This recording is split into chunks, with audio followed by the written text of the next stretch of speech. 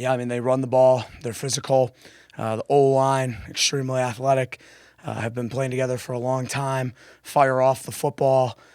Quarterbacks, very dangerous in terms of his legs and his arm. I mean, he's built like, a running back or a tight end playing quarterback, which, obviously creates challenges there. And he's a proven winner. So their backs run really hard. It sounds like a lot of their other backs are coming back into this game too. So that will be a challenge, and their wide receivers are very solid in the pass game. So it'll be a challenge for us.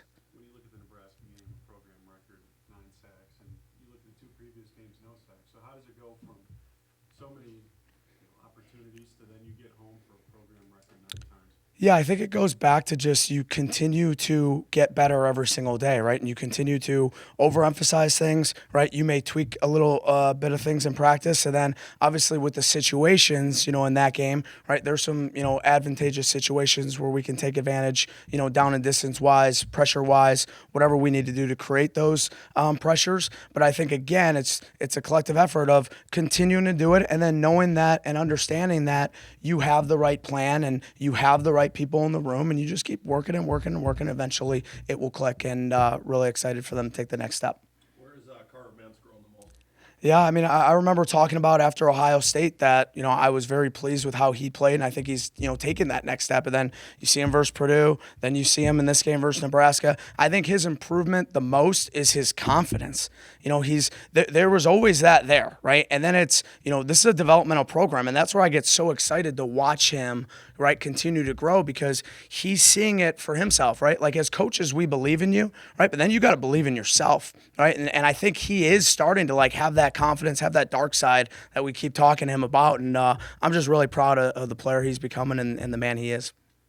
Wrestling discipline was a big key in last week's game. How'd you go about just tightening up those details during practice that week? Yeah, again, it's just, you go out to practice and especially, with the scout team and all those guys all working together, the scout team, the scout coaches, making sure, we cone off exactly where the quarterback's going to drop, have the O-line exactly where they're supposed to be, have those rush lanes, work on it pre-practice, work on it indie, right? Work on it post-practice. Then you get it in normal practice, right? And then you get to go execute it in the game. So it was really fun to see that all come together.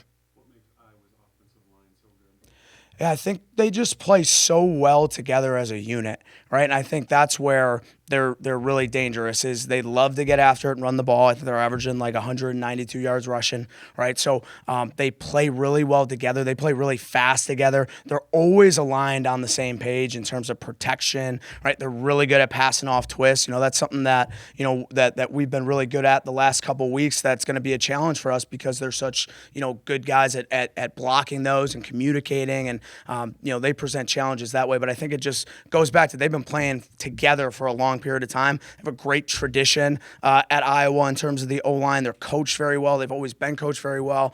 So that's what makes them who they are. Matt Kingsbury sack when he took away the protection out of the running back and blew him up and then got to the quarterback. What was the reaction there with you coaching staff? Yeah, I think you look at that play, right, and that was the defensive play that we said changed the football game, right? And you look at that whole sequence of events, right? We just had a 98-yard drive, right? And then, that's given the defense time to rest, right? That's given, us just great opportunity to coach, right, of the things that happened in the series before that. Then you get on special teams and you get a kickoff and we pin them inside the 20, right? And then that's the first third down of that drive. And now it's, time to go attack, right? And I think that really set the tone, and that was the true complementary football that's how we play here at the University of Minnesota. And I think King's doing that. I mean, that just electrified the defense, that electrified the team, that electrified the stadium. You could truly feel it on that play. How much does that offensive drive sustain and help a defense, not just from a rest standpoint, but ability to adjust as a coaching staff? Yeah, it's huge. With the iPads, we're able to, watch the film with those guys on the sideline. I think that's such an advantage in today's day and age of football. When you have drives like that, you're able to watch the previous drive, and then they keep getting first down after first down after first down. You're like, oh, man, let's go back to this series. Let's go back. Hey, let's make sure everybody's aligned on this call, aligned with this adjustment. We made some previous adjustments. You're able to go back, right, and to get those and hit those again. So it's huge for us, with Coach Harbaugh doing that, with the offense and the offensive staff. It was awesome for us on defense.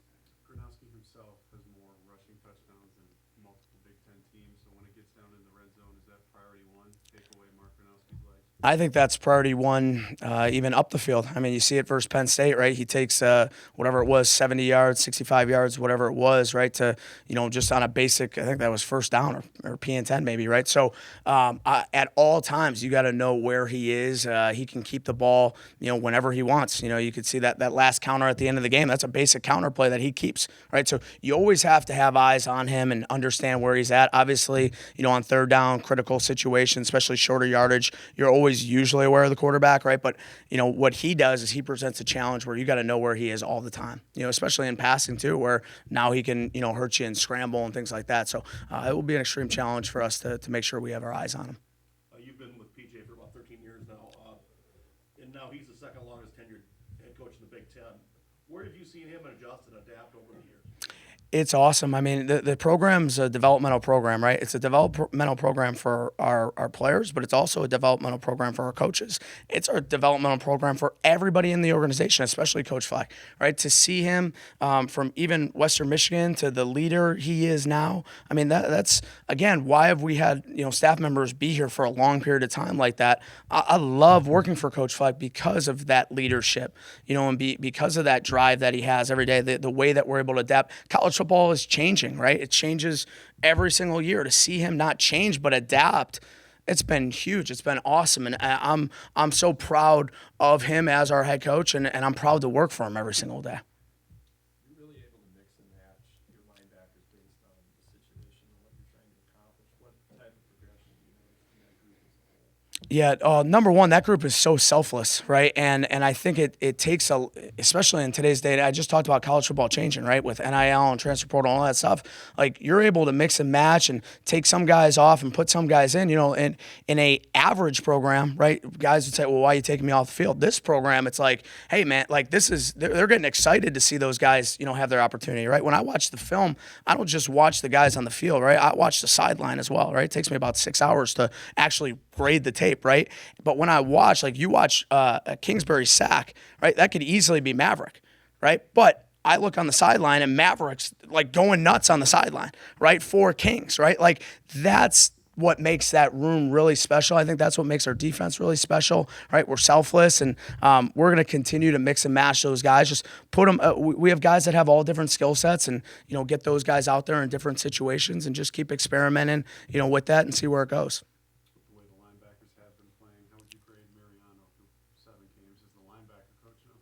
Yeah, he's exactly, the guy who I thought he was, right? He's, we had an opportunity. He worked with me last year, with the safeties, and I saw that drive. I saw the detail of him as a coach of, 8 boxes and things like that, of helping me, right, getting those safeties ready, right, and watching the film and seeing this on film and having those suggestions, right? And then you put him at linebacker coach, where he played linebacker here, has that fire. He has that same fire as a coach, right? You go out to practice, see him run around. I mean, he demands the most out of his players, and they love playing for him, right? You talk about coaches, and like, if your players love playing for you, right, that shows you how much you care.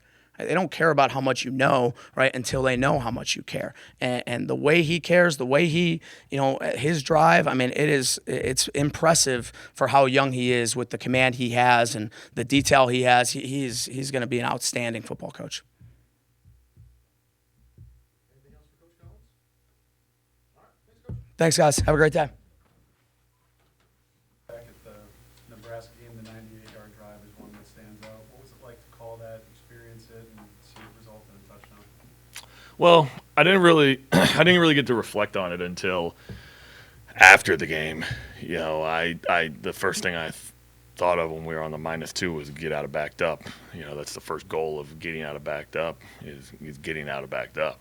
And then you go into coming out, and it was just, I knew we had to get 1 first down minimum to be able to flip the field, and I would have loved to have gotten 2 to flip the field. It was almost like the last thing I said to Drake before he broke the huddle was like, we cannot go 3 and out.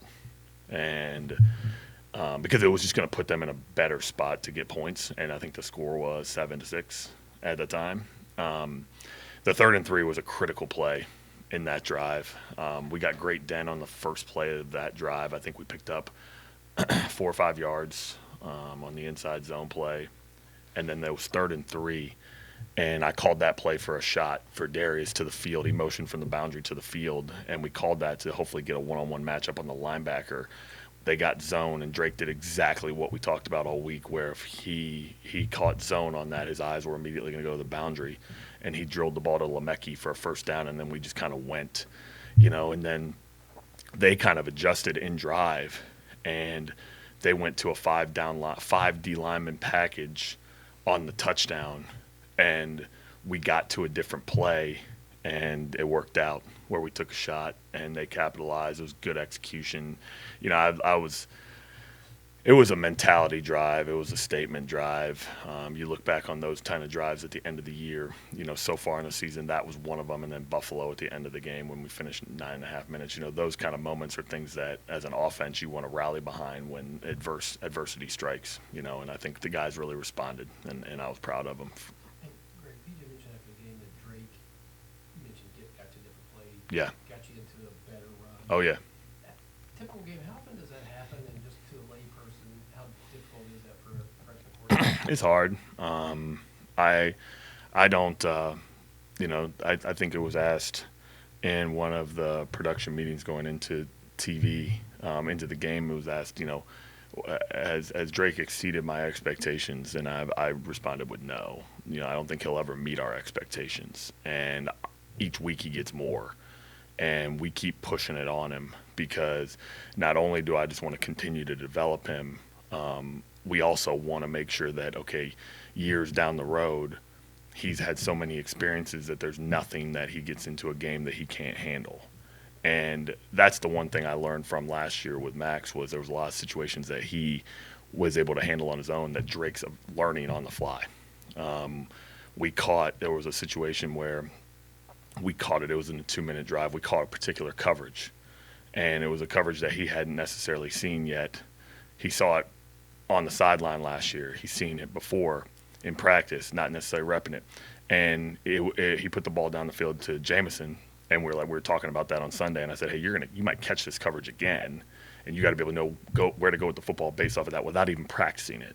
And it's those types of things where he keeps gaining those experiences in the run game, whether it's identifying something off the front, something with a linebacker alignment, something within the secondary. It's those types of things where I think it's a challenge for him to know what to get into the right play. There was a play in the Nebraska game, early in the game, I think it was might have been the second drive. We had repped all week. They were bringing boundary pressure. He saw it. He checked the run. We ended up picking up 6 yards. I think Cam ran the ball. And it's one of those things where if he runs the ball into a particular pressure, he doesn't see it. It's a TFL. It's a loss down, basically. We're at 2nd and 11. And instead we were in 2nd and 4 because of his prep. He's responsible for that, and we drill it all week. I don't get upset with him on Tuesday, Wednesday, or Thursday when we're going through the week because it's a constant process to get to Saturday. He might make that mistake on Tuesday. Hey, bud, respond. We got to make sure we're right on Saturday.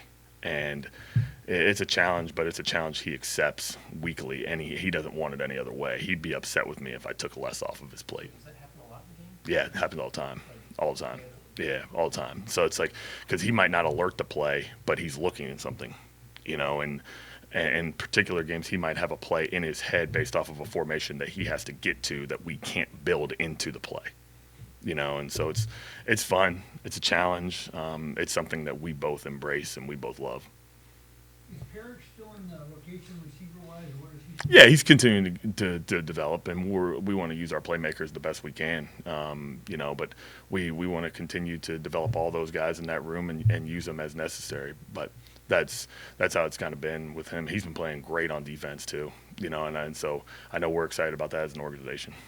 Top 10 Iowa defense. What is the previous experiences against them inform this one? Ooh, it's fun. Every year you put that tape on, and it's on Sunday, and you start to watch it. They're so disciplined. They're so sound. Phil does an unbelievable job of preparing those guys for what they're going to see, and then also preparing them on how to counter the things that they're going to see within the game. It's really, really fun because I always look at this game as a game within the game. I always listen to when I would be an analyst or a tight ends coach, and I would hear Kirk talk about Phil and like how you have to constantly be prepared for everything he's going to throw at you. And then when I got that opportunity in 2023, it was one of those things where I got into the game and I didn't really know. And then you start to go through it, and then you see and you rewatch it, and you see the things that maybe we got him on or he got us on, and you see what he possibly did to counter that. And then I get into the game last year, and I know he did an excellent job in the second half of adjusting to what we were doing to him in the first half, and it's constant like that with him. He's one of the most respected defensive coordinators in the country. And I know he's respected in our building and what they do with their whole staff on defense. And so it's one of those things where they're tough, they're physical. I talked about it last week going against that Nebraska defense. We have to be physical. Well, you don't have a choice in this game. If you're not physical in this one, man, they will out physical you. But it's a great challenge every year. This game right here, you could be undefeated or you could be 0-10, both teams, and it's going to be a physical, tough, down to the wire battle. That's how I always look forward to it, and we always look forward to it as a staff and a program. You have a lot of NFL outside zone principles in your offense. How much inspiration have you drawn from like Kubiak, Shanahan, to McVay, and what type of value do those concepts bring your offense? A ton. I like the number one thing we want to look for in our offensive linemen is athleticism, and then we want to build that physical behavior.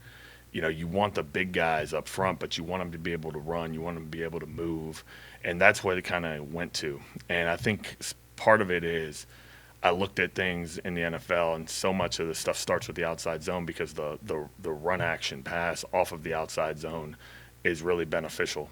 It allows things to, I guess, be negated defensively because when you face an inside zone team defensively, you're going to move the front. You're going to do a lot of different things. With outside zone, you can move the front. We have to train that stuff, but we can run you out of that in certain things. Like we can twist you out of the front. You look back at our Illinois game last year, they were moving the front a ton. They were doing different pressures, different things like that, and we creased them a couple times because of the movement. Now they're going to get you just like Iowa will get us when they do that stuff too, and they start to move things and do that type of stuff. But like I think that's one of the biggest benefits to the run. But I just love the outside zone because of the under center principles it brings, the run action, and then everything builds off of that. Because it's almost like you built the offense. We built the offense to kind of morph into the under center principles, and then it kind of branches from there. And I just love the outside zone from under center. I think the backs love it. I think it can hit certain ways. They can see their eye progression can change based off of what they see quicker. I just like it. I like how much the game has evolved, and it's gone back to this where it's like you're under center, you're outside zone, your gap scheme from under center, you could be inside zone from under center. Like it's kind of morphed back into that. And then last week you saw the two-back stuff. You've seen that stuff start to come back into football too, and that can build off of it where you can run the insert runs off the outside zone. You can run the insert runs off the inside zone and outside zone. And so it's pretty cool to see how we've evolved and how football's evolved. So, time for two more. So much I formation as we've seen all year. What did you like about that against Nebraska? And how did you feel to go back to the mid-2000s? We saw Cincinnati do it, and Cincinnati did some nice things, and we had practiced it. You guys had seen, when you come to the open practices, you've seen us work on it, whether it was last spring or in the fall, and we hadn't really gotten the opportunity to utilize it and put it into specific looks. Because you kind of have, not a lot of teams do it. So when you're looking at it, you kind of have to maybe look at a particular formation. Okay, if you move this guy here into the aisle, how are they going to adjust the front? Are you going to get a different front? Because so much of the run game is predicated off of how can you create two combinations up front so that you can get to the second level easier and create dent. And that's one of the things that we looked at, and we saw those angles. And like you ask about the multiplicity in the run game, on all those two-back runs, he had either 2 calls or 3 calls in the huddle. And he had different options to get to based off of it. And you saw the success he had and the offense had, mainly because we were physical up front. The running backs did an excellent job of trusting what they saw, and then Drake did a really good job with his prep and then adjusting in game. But I love the way the guys played in that particular formation because it instills a physical mindset, and we played that way when we ran those plays. If you ever found a guy, a high school kid that fits the profile of a great fullback, would you ever consider recruiting one, creating a package for, or if they had that skill set, do they become a linebacker or tight end? Yeah, I think when you like the way we built that is all those guys. You could see the one guy we don't rep there a ton is Jameson, and Jameson may be one of the guys that we could utilize back there, but the other guys are good at it too, and we want Jameson in particular spots also. So I talked about way back when where I looked at it as a job-based offense, and I think people looked at that as it's a job-based offense maybe on the perimeter. Certain wideouts are running particular routes. Well, you saw Drew Biver line up at fullback. You saw Frank Bierman line up at wideout or at fullback. You saw Pierce Walsh, line up in that position too. You saw 3 guys line up in the fullback position running different things. And that's one of the things that we love is all those guys within that room have a particular job. We want to recruit the most versatile and diverse tight ends, fullbacks, anything like that we can possibly have. And at the end of the day, we want really good players. So if that guy fits that mold and we can build him into that, for sure, we'll do it. All of a sudden, PJ's now the second longest tenured coach in the Big Ten. Yep. Where have you seen him adapt and adjust since you've been with him? I was with him since 2015 when I became a GA, and just I think how he's handled the staff and managed the staff and developed the staff is something that I will take when I hopefully get the opportunity to be a head coach. That's probably one I've learned so much from him, just how the day-to-day, seeing how he handles situations, good or bad, with players. But I just love how he develops the staff. I think I've said this before. I know I've said this to friends about it, where it's people ask me all the time, coaching friends, and they're like, what does he do different? And the thing that he does different is we're going to go into a staff meeting, and it could be a typical staff meeting on a Wednesday in season. It could be 5 minutes, and he could kind of just go through some things, and he could just go through the motions. It is never going through the motions with him when you step into a staff meeting. It is one of those things where he's going to have his practice script from that day, and he's going to go through it with questions. He's going to go with it with maybe he sat in your meeting, hey, you can teach this better. All right, maybe you could say this a particular way. And I think that is the one of the best things that he does, because it makes you think, because he's doing so many other things. So he might see something out at practice where he's like, hey, why don't you try this? And it makes you think, and I think that's where he challenges you to change your best. We talk about that all the time as a program. I think outside of row the boat and the hyperculture, change your best is the way we live. And he forces you every day to not come into the office and not come into work without a mentality of becoming better than you were the day before. I could go on for hours about the things I've learned from him, and the things that, if I ever get the opportunity where I would utilize so much that I've learned from him day to day, management, the whole thing. I think he is who he is, and he does an elite job at leading the organization and running the program. Last one for you. Can John Messer help your offense this week? Can Can John Messer? he played at Iowa. Obviously, it's funny you ask that. I think you look at what's on tape, and you kind of look at that. But at the end of the day, man, I believe in looking at the tape, seeing how things are, seeing how they're attacking things, and because if you ask a player all right, that used to be there, more than likely you're going to be able to see it on tape. Okay, if you ask them, well, hey, here's the leverage they're going to play with. Okay, you see it on tape. And with Phil Parker, they're gonna see it. They're gonna do exactly what they're told to do. So it's one of those things where I haven't had a ton of conversations with him. I just looked at the tape, going through my normal procedure, and continued to prep the quarterback and the rest of the offense for this week. All right, thanks, Coach. Cool. Thanks, guys.